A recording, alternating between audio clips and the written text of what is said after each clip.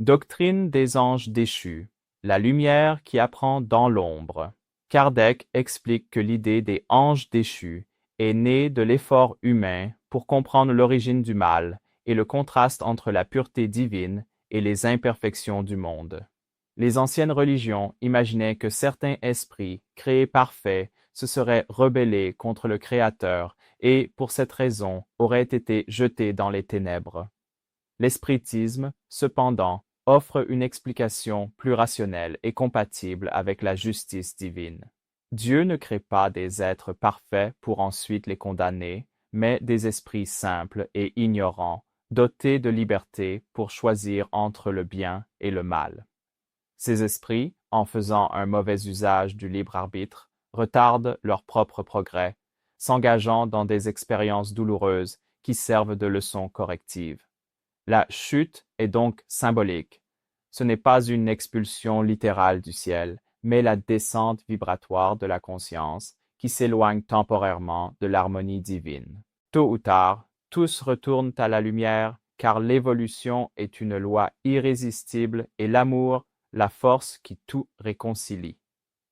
La neuroscience morale et la psychologie profonde confirment que la conscience humaine oscille entre des tendances instinctives et des impulsions d'élévation.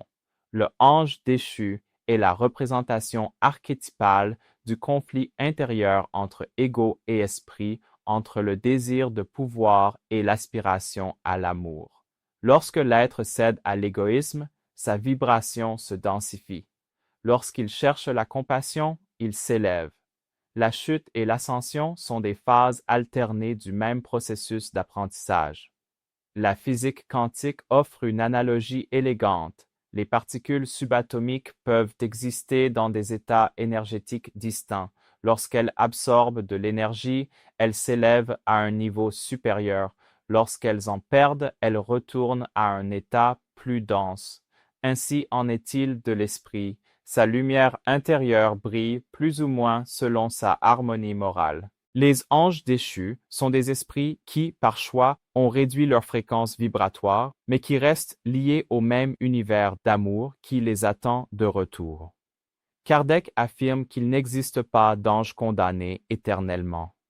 L'enfer n'est pas un lieu de supplice sans fin, mais l'état de conscience tourmentée que l'esprit crée pour lui-même en s'éloignant de la loi divine. De même, le paradis n'est pas un trône fixe de gloire, mais l'état de paix intérieure atteint par l'harmonie avec les lois de l'amour et de la justice. Le bien et le mal ne sont pas des punitions externes, mais des conséquences naturelles de nos pensées et choix. La psychologie transpersonnelle voit dans ce mythe un reflet du cheminement d'individuation. L'esprit descend dans la matière pour se connaître, affronte l'ombre pour s'éveiller et renaît de cette expérience transformée. L'ange déchu est l'esprit en apprentissage qui doit vivre le contraste de la douleur pour comprendre la lumière de la compassion.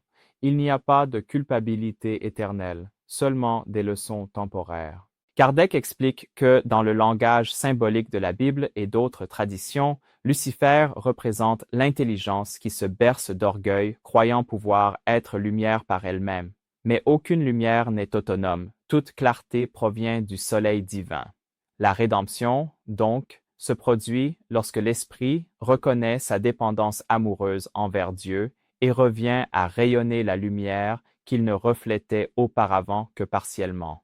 La chute est l'oubli. Le retour est l'éveil. La physique et la cosmologie spirituelle suggèrent que l'évolution universelle se compose de cycles de contraction et d'expansion, de chute et d'ascension. Les étoiles naissent, brillent et s'effondrent, seulement pour renaître sous de nouvelles formes lumineuses. L'esprit suit le même principe. Chaque erreur est un effondrement moral qui prépare une nouvelle naissance. Dieu ne punit pas, éduque. Le mal n'est pas une force opposée au bien, mais une absence temporaire de compréhension du bien. Ainsi, la doctrine des anges déchus révèle le sens profond de la miséricorde divine. Les esprits qui souffrent aujourd'hui dans l'ombre seront ceux qui demain illumineront d'autres chemins. Chaque ange déchu est, en réalité, une étoile en pause, attendant le moment de briller à nouveau. Et plus l'immersion dans la douleur est profonde, plus la lumière de l'éveil sera intense. Comprendre cette vérité, c'est se libérer de la peur et de la culpabilité, car il n'existe pas de condamnés éternels, seulement des apprentis de la lumière à différents stades de maturité. L'amour de Dieu touche tous, même ceux qui se sont momentanément éloignés de sa harmonie. Si cette réflexion vous a apporté espoir et consolation, partagez-la, car comprendre la doctrine des anges déchus, c'est percevoir que même l'ombre sert la lumière et qu'aucun esprit n'est perdu dans l'univers de Dieu.